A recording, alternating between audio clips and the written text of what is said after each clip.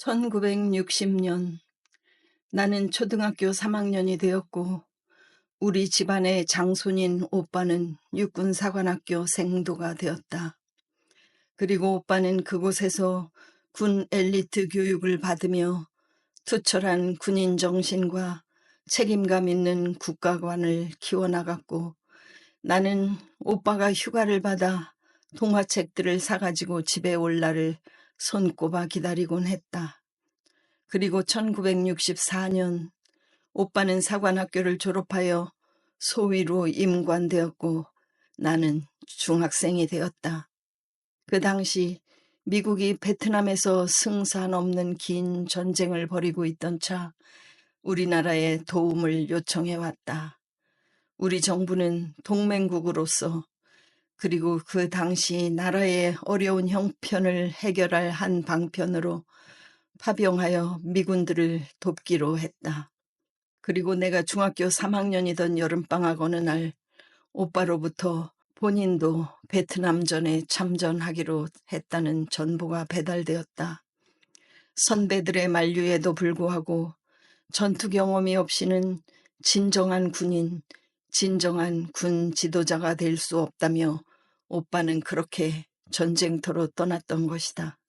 그 후 사랑방 아버지 책상 위에 놓여있던 오빠에게 쓰신 아버지의 편지 귀절에는 네가 살아서 돌아오면 나라와 집안의 영광이고 자랑이 되지만 만약에 죽어서 돌아온다면 그것은 개죽음에 불과할 것이니라 라고 쓰여 있었다.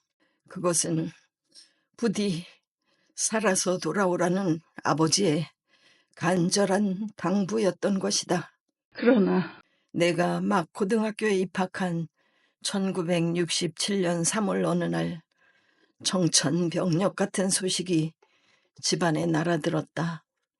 오빠의 전사 통보. 그것은 하늘이 무너지고 내 집안이 무너지는 도저히 믿을 수도 있을 수도 없는 일이었다. 한 집안의 종손으로서 그는 아주 어려서부터도 우리 집안에 얼마나 크고 확고한 책임감을 느끼며 관심과 애정을 쏟고 있던가. 그런데 어떻게 그 모든 막중한 책임감과 우리의 기대와 희망을 저버리고 떠날 수가 있단 말인가. 또한 그의 높고 푸른 젊은 기계와 야망은 어찌하고 그렇게 떠날 수 있단 말인가. 온 가족과 멀고 가까운 친척들의 충격과 애통함은 말로도 글로도 다 표현할 수가 없었다. 햇볕이 쨍쨍한 어느 날 가족들과 그의 육사 동기생들이 함께 현충원에 안장식을 갖게 되었다. 그는 작은 항아리 속에 한 줌의 재로 우리에게 돌아왔던 것이다. 아직도 원통한 이 현실을 도저히 믿고 받아들일 수가 없지만 또한 우리가 할 수 있는 일은 아무것도 없었다. 다만 곱고 흰 비단천으로 겹겹이 그 작은 항아리를 싸서 묻어주는 것밖에 아무것도 할 수 없었다. 그 후 어머니는 집안의 무당을 불러 불쌍한 아들의 영혼을 위로하는 굿판을 벌이셨다. 그러나 지금 누가 누구를 위로할 수 있단 말인가. 어머니는 하얀 한복을 입고 무당의 장구 소리에 맞춰 춤을 추셨다.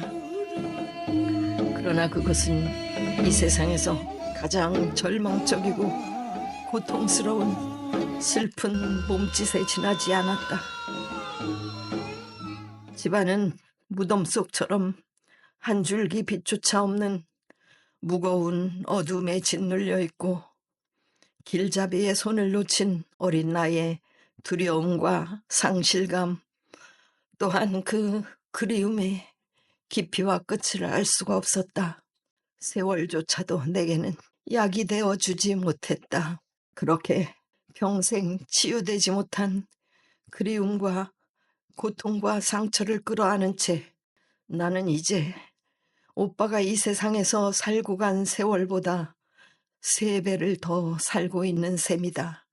이제 그를 사랑했고 믿고 응원했던 모든 이들도 이 땅에서 하나둘 사라지고 나 홀로 현충원을 찾곤 한다.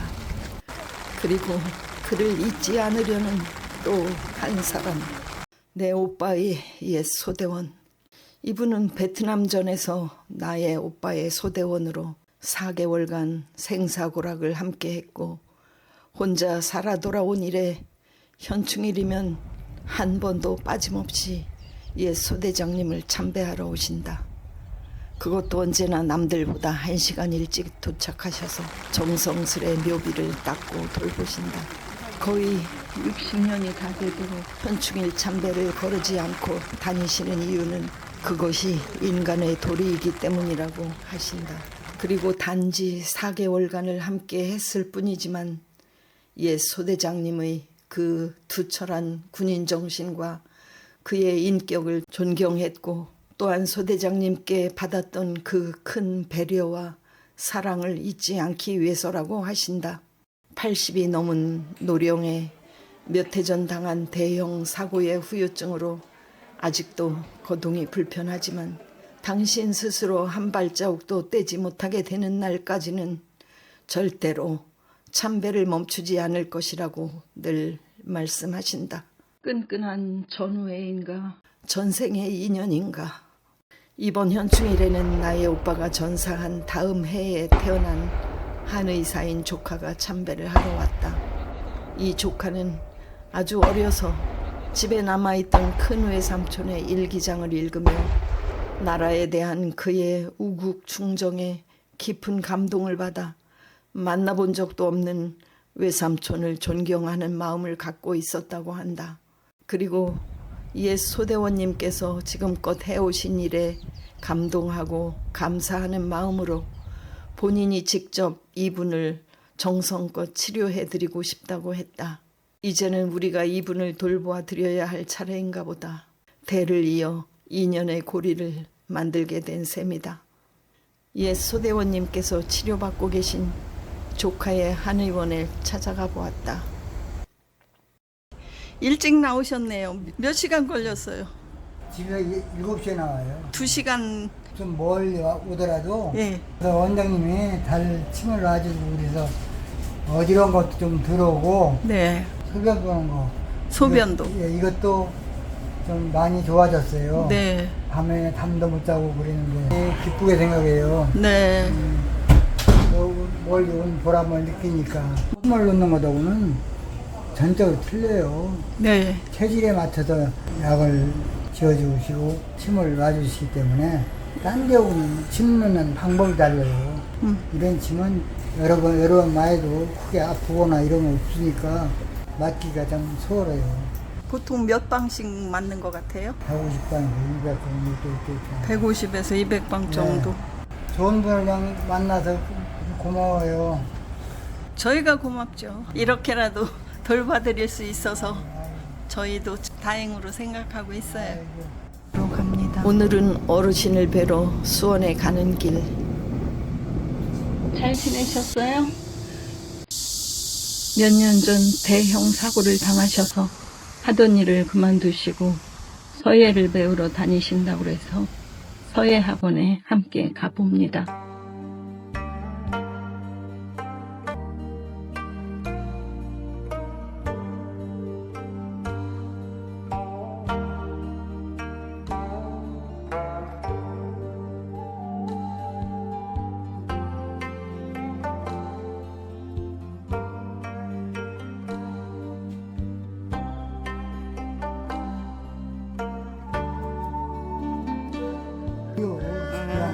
고향에